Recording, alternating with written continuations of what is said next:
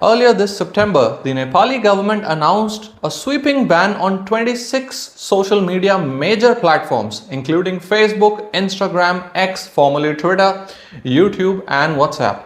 The official reason? These companies had not complied with a new law requiring them to register locally and open offices inside Nepal. Only a handful of apps like TikTok and Viber followed the rules and remained available.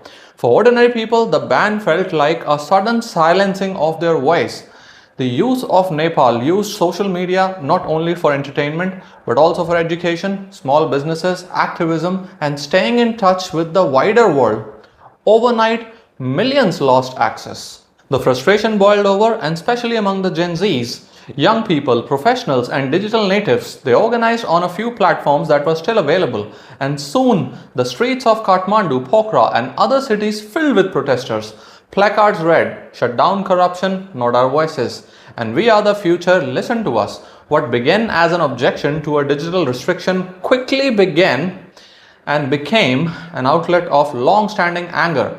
Corruption scandals, economic struggles, high youth and unemployment, and a political class that seemed to be completely out of touch. Symbols mattered too. The Straw Hat Pirates flag from the anime One Piece began and became a rallying icon for them, representing rebellion, freedom, and a shared identity among the young protesters. As the crowd swelled around the parliament and other government buildings, tensions rose. Protesters burned tires, damaged official property, and demanded resignations. Security forces responded with tear gas, batons, eventually live ammunitions. By the end of the day, at least 19 protesters had been killed, and most of them young. Dozens more were injured, many with gunshot wounds. Families rushed to the hospitals while photos of bloodied students circulated, fueling more outrage for many Nepalis. The loss of life marked a turning point. This was no longer just about a ban, it was about the relationship between the people and the state. The backlash forced the government into retreat, and within days, social media ban was lifted. Prime Minister KP Sharma Oli resigned under mounting political pressure. Several ministers also stepped down. Authorities announced compensation for victims, families, and promised free treatment for the injured. A 15-day inquiry panel has been formed to investigate how the protesters and the protests escalated. Still, for many protesters, these steps were seen as partial victory.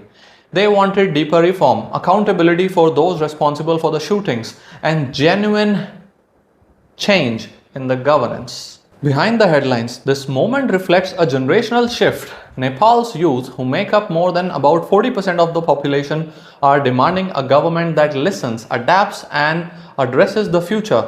The protests reveal the anger and creativity.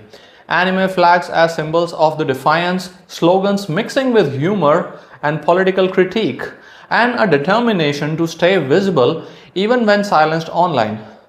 Though the government has tried to calm the situation, the energy on the street shows a deeper undercurrent. Nepal's young people want a democracy that feels real and not just the one that exists on paper.